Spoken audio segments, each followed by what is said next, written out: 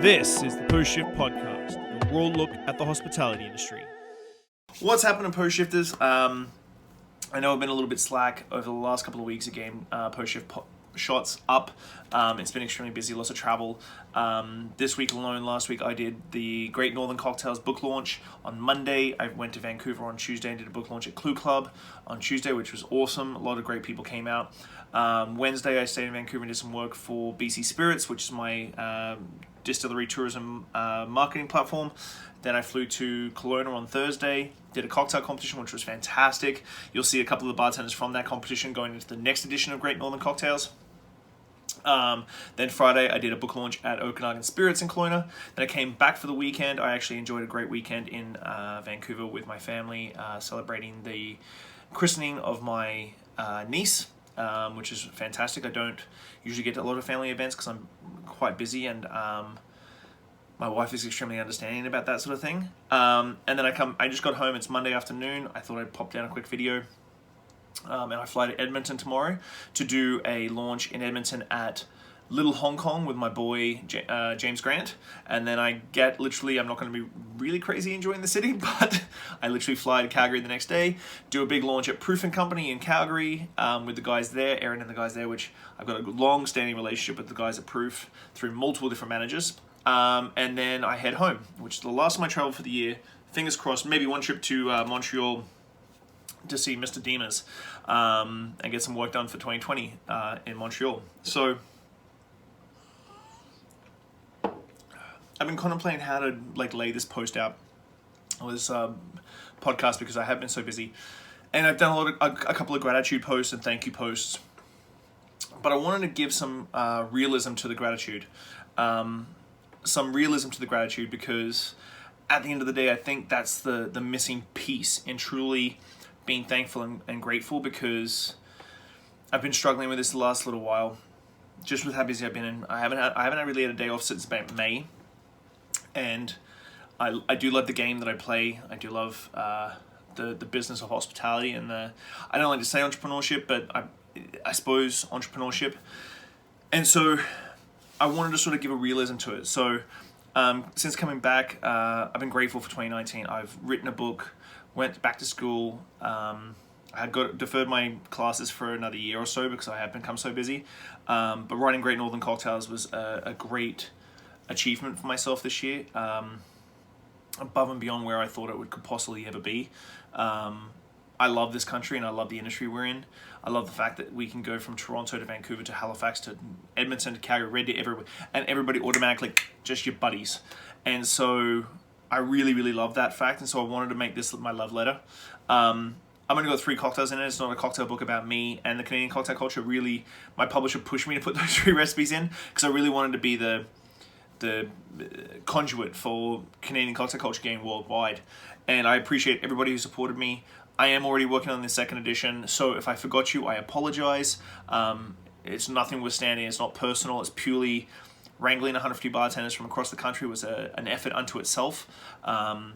When we think about writing a book, you're thinking that you're getting a 6-figure signing bonus and you've got a ghostwriter, you've got editors helping you and stuff like that. But really it was trying to get recipes in from everybody, then breaking them down to look exactly the same across the board, then prep recipes looking the same. So if you go to the book, open up the prep recipe section, they all look pretty much the same. I got them as close as I possibly could.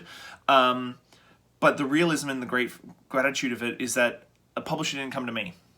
My first book, the publisher came to me, a little publisher here in Victoria. We did a Victoria cocktail culture, did very well. But even then, I look back and I'm like, I could have done better. And for this book, I went to 14 publishers trying to pitch a cocktail book about Canadian cocktail culture and Canadian bartenders. And I got 13 no's. And that's including publishers here in Canada and publishers in the US. And I got 13 hard no's. And my 14th yes, my 14th cold call, submission, buying books out of my own pocket and shipping them overnight, came from Mixellini Publishing in the UK. They do Gary Reagan's books. That's Anastasia Miller and Jared Brown's company. They're still a relatively small publishing company, but they do really back sort of eclectic, obscure books and publications that they know will touch a very specific audience. And I can't believe the support I've got from Anastasia and Jared, especially Anastasia, who's my main contact, since launching the book. But then we start thinking, okay, well, we hear about articles of Death and Company getting a six-figure signing bonus, and Jeffrey's obviously done very well for his books, and I hold him to high regard. He actually wrote the introduction to the Great Northern Cocktails along with Philip Duff, who is my mentor for sure. But it is a book about Canadian cocktails, and I thought launching this book, things were going to roll a little easier, and I found that is pretty much the complete opposite. So getting Canadian distribution has been a hassle and has been put on my shoulders to try and get Canadian distribution. To print the books, we print to order so we can edit as we go, which is great because I found a few things we need to fix. But then you've got editing, printing lengths and all this sort of stuff. So just this last week, which was very stressful, my wife came to the day and saved it. So I was supposed to have 80 books arrive last Friday, not the Friday just gone, the Friday before that, for my tour, for my Vancouver, Kelowna, Edmonton. None of them arrived. They arrive next week on Wednesday. And so we tried desperately while I was in Vancouver to try and get them to Victoria the Friday just gone. And they didn't.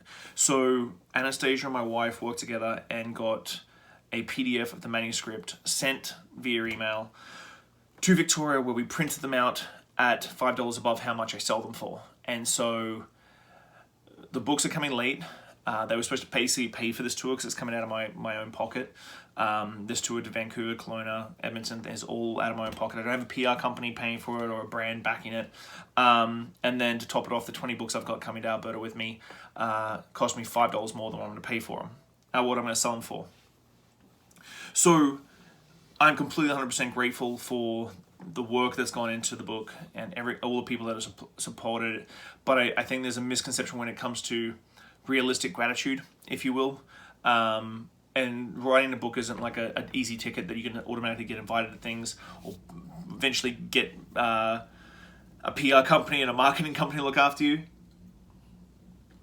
And then this week, my wife, who is my obviously my lightning rod, I get down on myself sometimes and I don't get the same response that I sort of expect. And so I really had to recenter myself this week and say, the only person that can be grateful for what the work you do is yourself. And if you're looking for gratitude from anybody else, you're not gonna, and it doesn't come, then you become very unhappy. So you have to make yourself happy by being grateful for the work you've done and actually being rooted in why you're doing something particular for other people's gratitude or for your own. And so I recentered myself. I had a weekend with my girls, which since I've been back, I've been very busy. I launched 2 new websites this week. One was my branding and design creative house, which is called Human Construct. That is with the super talented graphic designer Colin Parks, who is my partner in this. So we designed a design house or a creative house specifically for the hospitality industry, so restaurants, bars, breweries, distilleries, the whole shebang. But the beautiful thing that there's a difference is that you have me as a conduit. So while Colin is the creative, I'm the guy who's going to sort of make sure the hospitality way of thinking meets up with the creative side of things.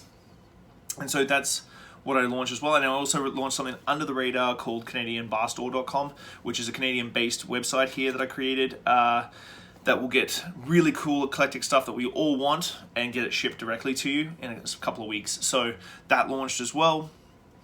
And so really this episode is about gratitude. And really, I think the real root of this little podcast here is that gratitude is self-fulfilling, not necessarily, if you're doing stuff for other people's gratitude, you're not going to find happiness. And I found that this week is that I need to find my own gratitude in myself and love myself for what I'm doing and not expect anything from anybody else. So I hope that's a nice little Tuesday post-shift podcast or post-shift shot for you guys. I'll be in Edmonton when this airs, so I hope you enjoy it. And if you're in Edmonton, come and see me at Little Hong Kong tonight. Or if you're in Calgary, Proof. So I'll see you tomorrow. I'll see you tonight, hopefully. If not, I'll chat to you on Friday. Bye.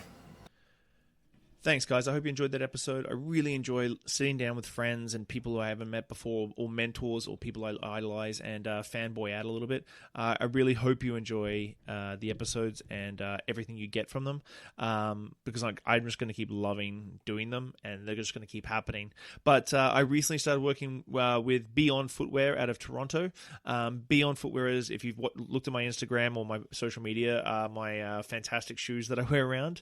My pink flamingos get a lot of attention, but I've started working with them as their brand ambassador. So if you go to beyondfootwear.com, so BIION footwear.com, and order a pair of shoes and type in my name, and hopefully if you're listening to this podcast you know how to spell my name, you'll get 20% off a pair of shoes.